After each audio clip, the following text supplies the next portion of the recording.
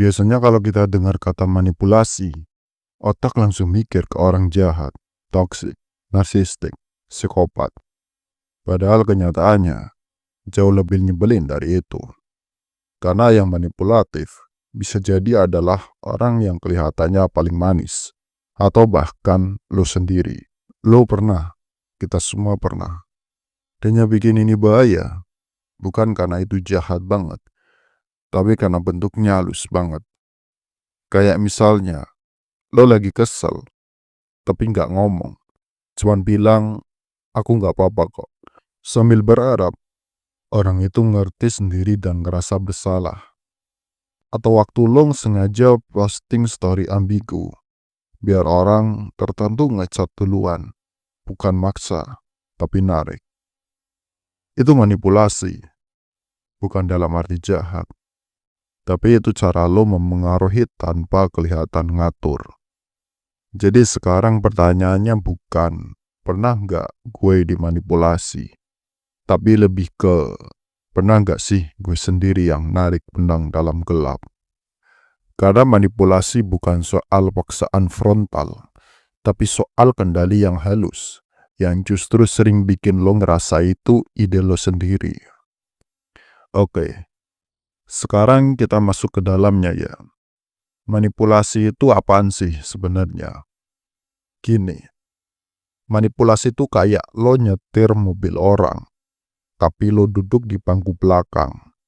Dia ngerasa dia yang nyetir, padahal setirnya udah lo pegang dari awal. Lo nggak teriak-teriak, nggak maksa, tapi orangnya tetap ngikutin jalan yang lo pengen. Dan yang paling mind-blowing, dia ngerasa itu semua keputusannya sendiri. Biar gampang nih, gue kasih perbandingan tongkrongan. Kalau lo persuasi, lo bilang kayak gini, coba deh pesan yang ini, enak banget, gue udah sering coba. Kalau lo agresif, lo bakal bilang, udahlah, lo pesan itu aja, jangan banyak bacot. Nah, kalau lo manipulatif, lo bakal bilang gini, wah, lu nggak mau nyobain sih, padahal cowok-cowok berani biasanya suka tuh menu itu. Terus lo diem, dan dia pesan sendiri. Bedakan, yang satu ngajak, yang satu maksa, yang satu nunduk sambil nyetir otaknya. Jadi manipulasi itu intinya dua, ilusi pilihan dan kendali yang gak kelihatan. Orang manipulatif itu gak pernah ngelarang secara frontal, tapi dia bikin lo mikir kayaknya nih ide gue dah. Padahal sebenarnya lo cuman lagi digiring, kayak domba ke kandang, tapi lo ngerasa lagi piknik. Sekarang coba pikirin dah, pernah gak lo ambil keputusan, terus pas udah jauh, lo baru sadar, lah kok gue yang ngalah sih? Kok gue minta maaf? Padahal dia yang nyakitin gue. Nah, itu brother, itu bukan lo bego. Itu lo baru aja abis dijalanin. Jadi, sebelum kita bahas tipe-tipenya, lo mesti ngerti dulu. Manipulasi itu bukan sekedar ngatur, tapi bikin lo ngerasa itu bukan aturan. Dia bukan ngedorong lo, tapi bikin lo sukarela loncat. Dan yang paling bahaya, kadang pelakunya diri lo sendiri. Oke, sekarang kita bahas bagian yang paling ngeselin sekaligus paling menarik. Kenapa sih manipulasi itu works banget? Kenapa bisa ampuh segitunya? Bahkan ke orang yang pinter sekalipun. Gini, otak manusia itu dasarnya males. Serius, bukan males mikir, tapi pengen cepat aman. Kita tuh punya satu shortcut psikologis. Kalau orang gak marah, gak maksa, gak galak, berarti aman, bisa dipercaya. Jadi kalau ada orang yang ngomongnya lembut, nyantai, bahkan sambil senyum, kita langsung turun semua defense-nya. Padahal bisa aja itu senyuman setan. Tapi karena gak ada tekanan, kita pikir, ah dia baik kok. Nah, itu jebakan Batman-nya. Nah, sekarang dua bensin paling laku buat manipulasi. Yang pertama adalah rasa bersalah. Lo pernah nggak sih bilang nggak bisa bantu? Terus orang bilang, ya udah nggak apa-apa, aku biasa kok dikorbanin. Anjrit, baru denger gitu aja, langsung pengen balik bantu ya kan? Itu dia, itu senjata rasa bersalah.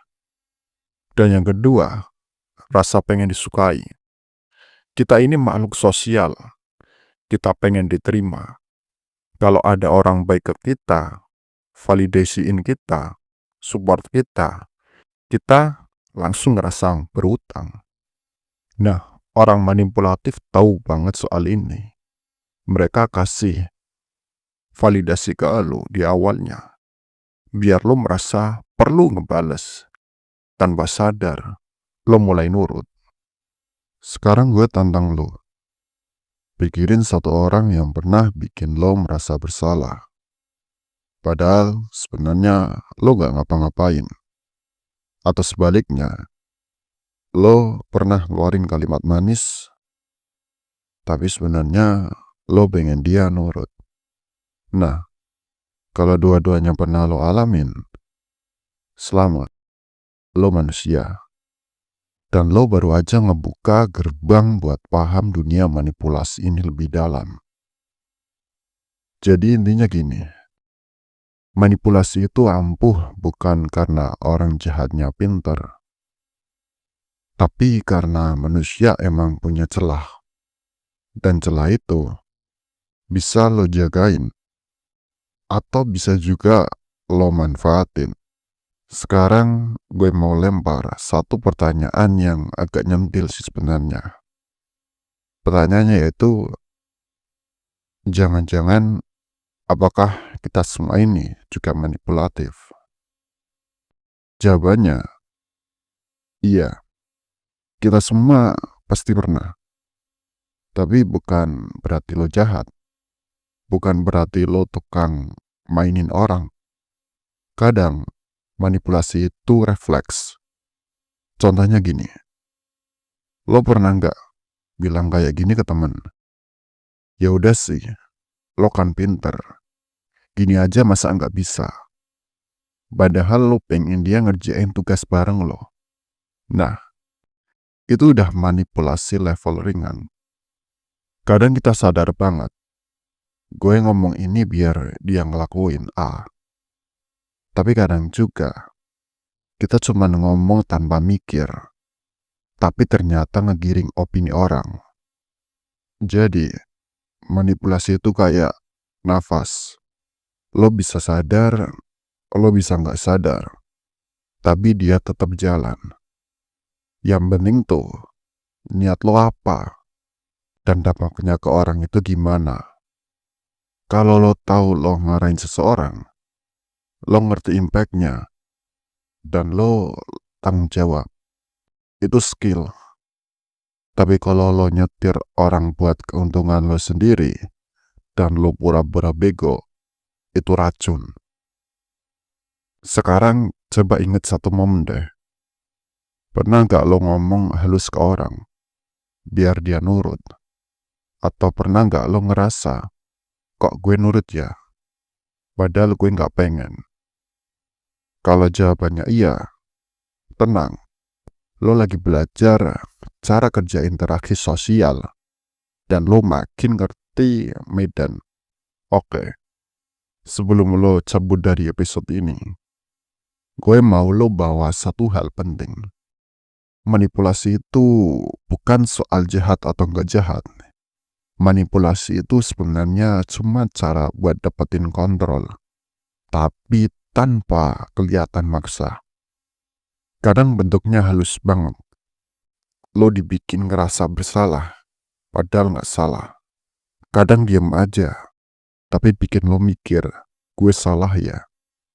Dan yang sering orang lupa ya, lo bisa jadi korban, tapi lo juga bisa jadi pelaku. Bukan karena lo orang jahat, tapi karena lo belajar dari sekitar. Lo nyontoh, lo nyari cara bertahan. Kadang lo ngomong lembut cuma biar orang-orang nurut. Kadang lo kasih silent treatment karena lo capek ngomong. Dan kadang lo pakai validasi buat dapetin sesuatu. Jadi kuncinya bukan lo harus benci manipulasi, tapi sadar lo harus bisa tahu kapan lo dimainin dan kapan lo mulai mainin. Pertanyaan terakhir sebelum kita tutup episode ini. Berapa kali dalam hidup lo ngambil keputusan yang lo pikir itu murni dari lo. Padahal sebenarnya udah ada yang arahin pelan-pelan dari belakang layar. Kalau lo mulai mikir, bagus. Artinya lo udah masuk ke game yang sesungguhnya. Jadi, minggu ini, coba perhatiin percakapan lo. Kalau lo mulai ngerasa kok gue kayak dicekokin opini, atau lo sadar, kok gue ngegas secara halus, tandain momen itu. Itu bukan buat nyalain diri sendiri, tapi buat upgrade. Dan di episode selanjutnya, gue bakal bahas sesuatu yang lebih licin lagi. Jadi, stay tune, karena yang diem kadang justru paling berbahaya.